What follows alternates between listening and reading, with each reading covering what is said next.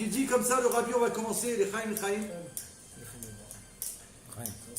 Chaim Vivra, Chachem Nitzri. Alors,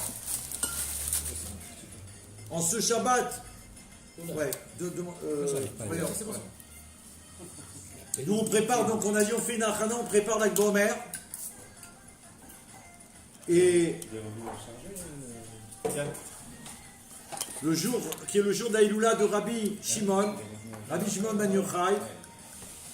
Et j'ai entendu, je l'ai déjà dit, mais comme l'on parle de Rabbi Shimon, que à Rabbi Shimon Ben Yochai, la Gematria, c'est 770. J'ai entendu, et c'est le Rav Sasson qui m'a dévoilé ça au 770 sur la place d'Atoupi. Il m'a écrit sur un papier. Il m'a fait la Gematria de chaque mot. Vous pouvez vérifier. L'auteur de Hatayadati, de tous les livres qu'il a fait sur la Géoula. J'arrive pas à cadrer. Hein, tout va bien, mais j'ai pas. Tout va bien. Ah ouais, non, c'est dommage. Pardon. Tout va bien. Ah non, c'est tellement facile. Voilà, ça y est, c'est bon. Non, mais je t'ai pas servi en plus. Bah oui, c'est pour ça. C'est pour ça. J'ai parlé, attends, il m'a. C'était pour te permettre de faire une pause. Voilà. Une pause. Chaim Nitzri. Vas-y, normalement, c'est voilà. Donc, Aïloula, la joie de Rabbi Shimon Ben Yochai. Et à l'époque, non, quand ça a été dit, cette sira en 1991, Tafshinun Aleph, d'ailleurs, elle est du mois de Iyar, ouais, c'est ça, 5751. C'était cette année en août, lié au chiffre 3, les 2 jours de Rosh Chodesh, ça tombé, ils furent sans transition suivis par un Shabbat. Et il en fut de même à Yutet Kislev, qui fut un jeudi, le Rosh Hashanah, de la Chassidoute. Se poursuivit également le 20 Kislev, et il y a eu ensuite Shabbat. C'est aussi le cas pour l'Akba Omer, jour du don de la partie profonde de la Torah, puisqu'il a dévoilé les secrets profonds de la Torah, le premier dans le monde. Et c'était un jeudi, c'est comme cette année. La Gviout, elle est pareille. Et elle se poursuit donc pendant 3 jours. Auparavant, il en fut de même pour Purim. On peut voir dans le chiffre 3 une allusion au service de Dieu. C'est vu dans un endroit, le Rabbi parle de Rabbi Ginsbourg Amalar, il parle de 3, c'est par rapport à Chorma Bina. Et parce que 3 fois 7, 21. Et il explique 3 et 7, tu vois. C'est magnifique. Et on peut voir dans les chiffres 3, on peut voir une allusion au service de Dieu basée sur les 3 forces de l'intellect se révélant dans la partie profonde de la Torah, enseignée par Rabbi Shimon Bar Yochai, et exprimée dans les termes de la raison par l'Admour Hazaken. Donc on voit que le Admour Hazaken, le Tanya Kadisha, il a révélé, Baruch Hashem, la partie profonde de la Torah enseignée par Rabbi Shimon, et lui il a exprimé dans des termes que nous on peut comprendre. On essaye. On essaye, mais il faut savoir qu'on peut, il a tout fait pour ça. C'est-à-dire que ça dépend de nous. C'est pas, je peux pas, tu peux plus dire je peux pas. Tu peux, vas-y. C'est à notre portée. On peut, exactement. On peut ainsi goûter ce que sera l'étude dans le monde futur après la conquête du territoire, qui s'appelle Knizi Kadmoni, qui représente les 3 niveaux de Chorma, Bina et Dalat. C'est ça. Les terres supérieures, c'est ça. 3 terres de plus qu'on va avoir. Les terres du Nord. Ouais, mais c'est aussi lié aux 3 forces qui sont Chorma, Bina et Dalat, qu'on doit révéler. Tiens.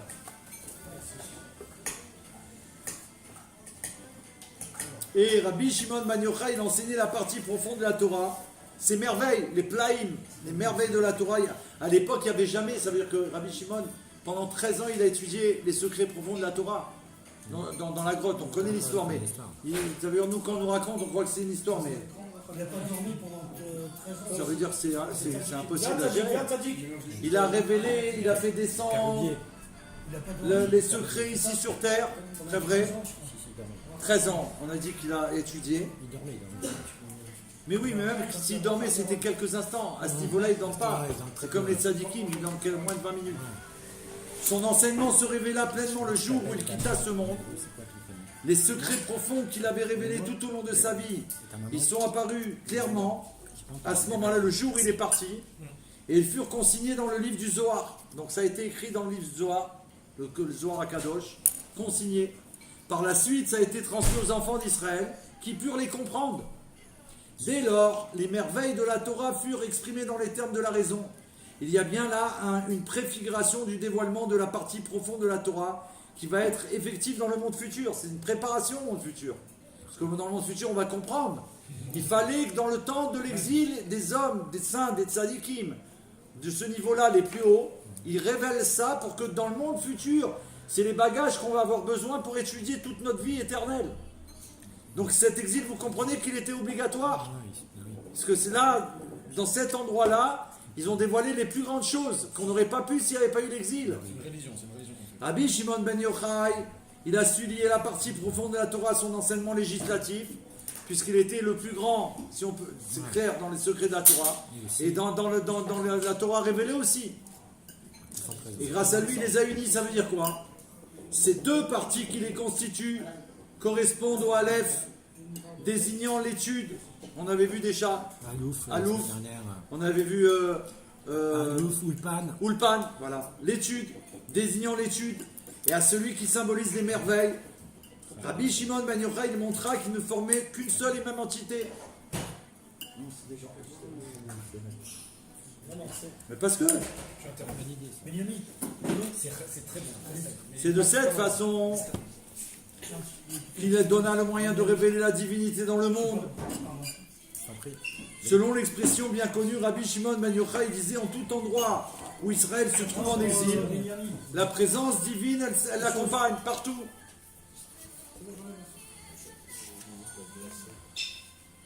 Et il a été exilé à Babel. Et là-bas, quand on a été exilé à Babel, après que le temple il a été détruit, la Shrina, la présence divine, elle est venue avec nous. Après, on a été exilé à Édom. La présence divine, elle nous a accompagnés. Ça veut dire que Dieu est présent dans l'exil. Et le Aleph peut donc apparaître à l'évidence dans Gola, dans le monde. Ça veut dire que plus qu'à Babel, c'était Gola, tu dévoiles les secrets les plus profonds, les merveilles, ça fait Géoula. Ça veut dire que tu peux vivre en exil en Géoula. Plus que ça, l'exil, il devient Géoula. Et ça, c'est le mérite qu'on a, de transformer le monde, de transformer le Olam en Géoula. Mais attention, il faut ce bagage. Ça renvoie à ce que tu as dit la semaine dernière sur le Midrash, qu'un jour le monde, ça va être Eretz Israël. C'est ça. Absolument. En faisant ça, on dévoile. C'est le Rabbi qui nous a dit ça. On transmet les paroles du Rabbi Melech HaMashiach. De même, l'élévation de Rabbi Shimon ben Yochai, elle peut être perceptible au monde. Car qu'est-ce qu'il a dit? Il a dit, Rabbi Shimon, je peux acquitter le monde entier dans le jugement. Le monde entier, toute la création. Pas que les Juifs. Qu'est-ce que ça veut dire? Le monde entier. Personne comprend. Il a le pouvoir de retirer le voile de la divinité régnant dans le monde, en particulier celui qui est imposé par l'exil. Il a le pouvoir, t'imagines? Il nous a donné ce mérite à nous.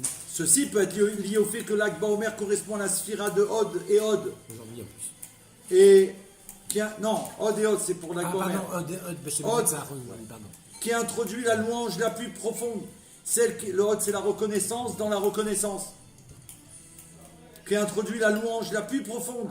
Celle qui est liée aux merveilles, transcendant la compréhension. On sait par ailleurs que la reconnaissance dans la reconnaissance Hod, chez Béhod, est la conclusion de la partie essentielle des sphirotes, qui inclut en elle tous les niveaux qui lui font suite. Parce que Hod, c'est la 5e sphira, qui fait allusion au prélèvement du 5e pour le pharaon. Un 5e on devait prélever à l'époque de Moshe Rabbeinu.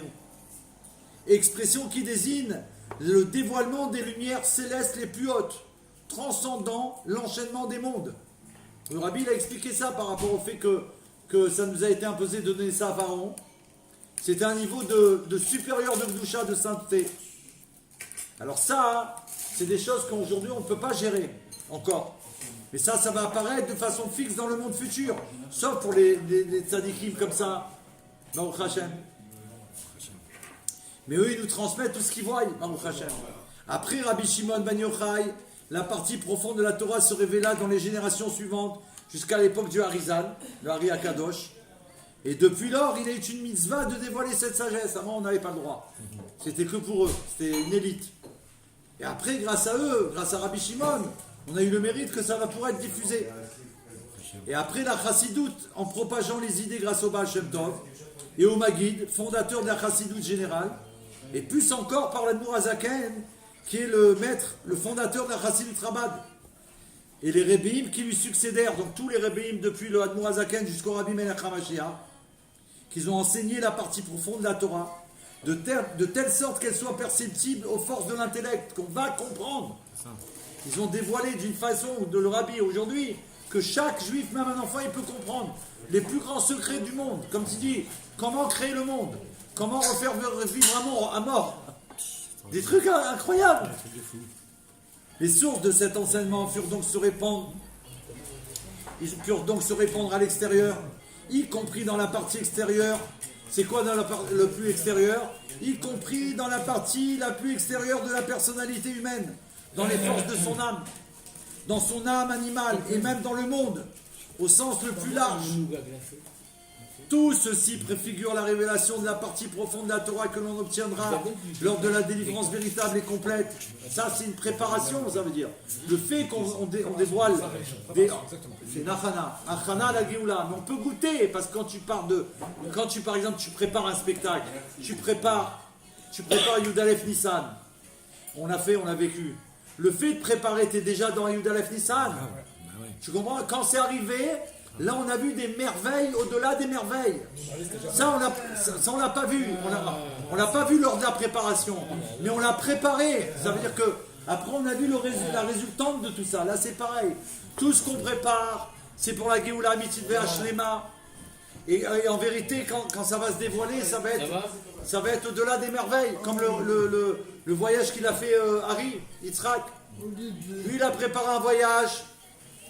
Il a préparé un voyage qu'il a voulu pour... voilà, il a préparé. Et là, les résultats qu'il a eus sont au-delà de ce qu'il pouvait imaginer, même pas un rêve. C'est pas possible ce qu'il a eu. Et il a reconnu que c'est le rabbi qui a fait ça pour lui. Parce qu'il s'est investi pour cette année, l'année dernière pour le rabbi. Baruch Hashem, pour Tishri. Et là, il a vu les résultats, ça veut dire que ça dépasse l'entendement. Là, c'est pareil, quand on nous dit d'étudier, même si tu ne comprends pas, mais qu'on demande, le rabbi demande de le faire pour la Géoula, alors les résultats, ça va dépasser l'entendement. C'est pour ça qu'il faut y aller. Il ne faut pas dire je ne comprends pas. J'ai pas le temps. Tu n'as pas le temps de quoi? Tu vas recevoir les trésors les plus grands du monde. Tu veux quoi? Non, mais moi, je m'apparle à ça pour avoir 2 euros par mois. Là, on te parle des plus grands trésors du monde. Chaim.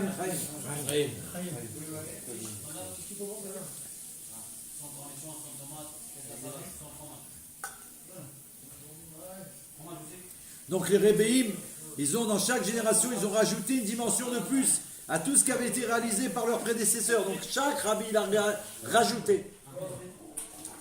Et il en fut ensuite jusqu'à mon beau-père, le rabbi, chef de notre génération, qui apporta la révélation de l'enseignement profond de la Torah. Lui, il a révélé ça aux États-Unis, à New York, et partout où il était, bien sûr. Mais là, c'est un chidouche qu'il a fait ça à New York, aux États-Unis, parce que d'après ce que les maîtres ils ont rapporté, cet endroit du monde il n'avait pas été touché par le Matan Torah, parce que c'est quand tu prends la Torah comme ça, imagine qu'il y a eu la Torah elle a été reçue ici, donc de l'autre côté il n'avait pas été touché, donc c'est quand le rabbi Yosef Tzrak qu'il a amené la Torah du Sinaï là-bas. Bien sûr que ça a touché l'Olam, mais d'une manière profonde ça n'avait pas été encore fait. Et d'une année à l'autre, cette diffusion s'élargit.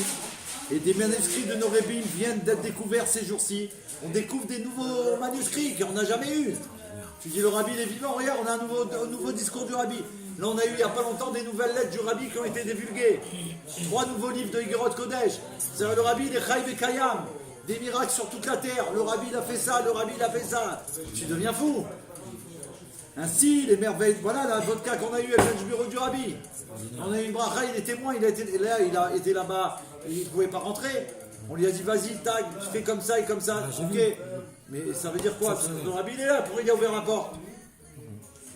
Ainsi, les merveilles de la Torah deviennent de plus en plus accessibles à la compréhension. On peut les percevoir par toutes les forces de son âme. Toutes les forces, les 10 forces de notre âme, on peut les recevoir. Or, l'intellect a le pouvoir d'illuminer toutes les forces de l'homme, étant lui-même lié à ce qui le transcende. La perfection de ce processus apparaîtra dans le monde futur, mais elle dépend de ce qu'elle a réalisé à l'heure actuelle. Ça veut dire que je répète parce que là vous allez louper quelque chose, c'est dommage. Il a dit comme ça. Or, l'intellect a le pouvoir d'illuminer toutes les forces de l'homme, étant lui-même lié à ce qui le transcende. Maintenant, le rabbi, il explique que la perfection de ce processus, elle va apparaître quand? Dans le monde futur. Mais elle dépend de ce qui est réalisé à l'heure actuelle. Ça veut dire plus nous on a fait des Fabringen dans le monde, plus on s'est investi pour la Géoula, alors qu'on comprend rien, qu'on voit rien. Tu pourrais dire bon, une fois, deux fois, tranquille, on comprend rien, excuse-moi. Non, tout le temps, et on parle de Mashiach tout le temps. Ça c'est comment dire, une investigation. On investit, un investissement pour la Géoula total. Ouais, sur lui les Chaim, bien sûr. De toute façon, on n'avait pas l'intention de en donner plus. Ça vaut des milliards. Je pense, ouais, tous, chacun. Je me prends certains. Les Chaim, il est pas ça. J'ai mis celui-là, c'est tout le monde. Ah oui, alors. Le monde entier dans la Les Chaim, il est pas ça. C'est-le sur la table derrière toi. David Justin, plus Ouais. Chaim et Chaim. Alors on va conclure. Après on va continuer entre nous. On a dit que c'est pour le Yortzai de Esther Bat Mordechai Ben Simon et aussi le Yortzai de Yosef Ben Yaya. Et Bezrat Hashem, on va revoir tous nos frères, pas que tous les enfants d'Israël qui attendent impatiemment de revenir sur terre pour la Géoula Metzil Vachem. Pourquoi ils veulent revenir? Pourquoi ils veulent revenir surtout? Ils veulent revenir pour être avec nous, c'est sûr. Ils veulent revenir pour être avec le Melech HaMashiach. Ils n'en peuvent plus. On a tellement parlé du Melech HaMashiach, ils veulent le rencontrer. Ils veulent entendre un enseignement du Melech HaMashiach. Un Mahamar, un mot du Rabbi, un mot du Melech, ça veut dire. Le Rav aujourd'hui m'a dit on ne peut pas s'imaginer l'amour qu'on a pour lui tellement que c'était grandiose. La Torah, on ne peut pas imaginer un cerveau pareil dans le monde. Il m'a dit David, c'est pas possible, ça n'existe pas. On ne parle pas maintenant d'aimer quelqu'un, c'est au-delà de là. C'est celui qui est le plus proche d'Akadosh Baruch Hu.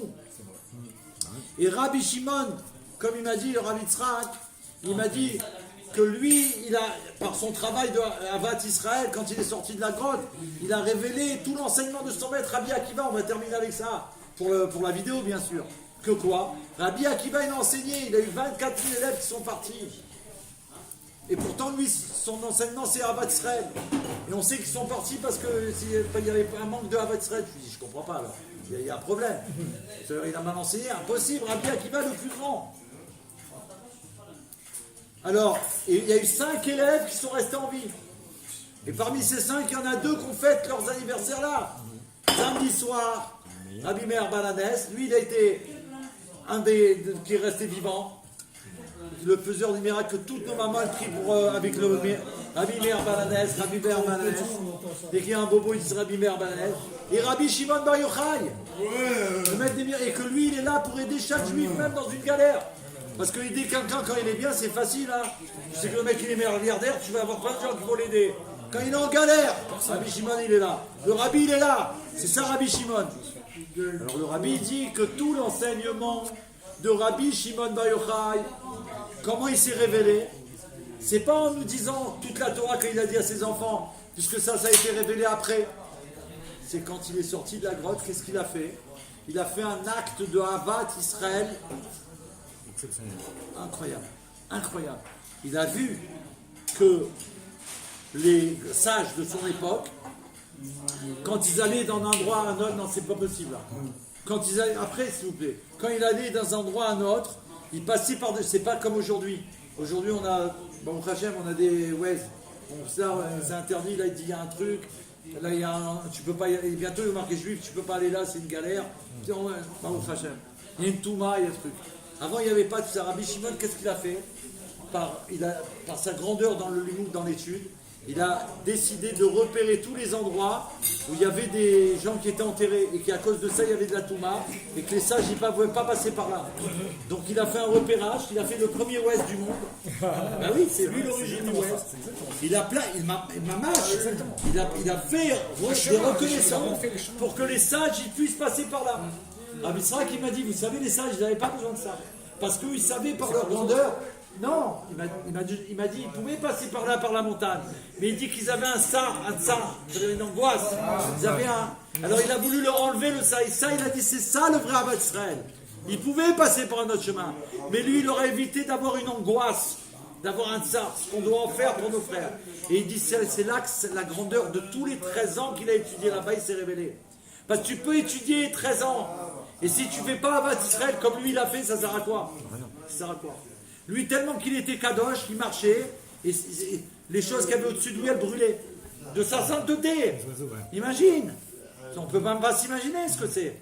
Le peuple juif, ce que c'est. Si on se met à étudier vraiment, à prier vraiment, ça veut dire que normalement le monde, il peut disparaître. C'est terrible.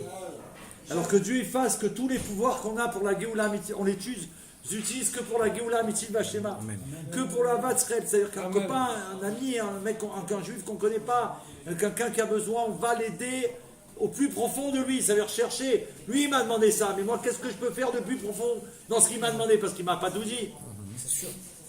Alors, il faut que je recherche ça. Et ça, c'est le Havat Israël, de révéler ça. Et là, on unit justement notre maître. Et nous, notre maître, c'est le Rebbe.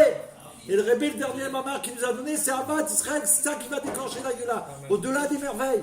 Alors que Dieu il fasse qu'on prenne sur nous avant la grand-mère, avant Rabbi Shimon, avant Rabbi Meir Balanès, avant Pessar Sheni, avant ça, on ne va pas attendre ça pour qu'il y ait la Géoula.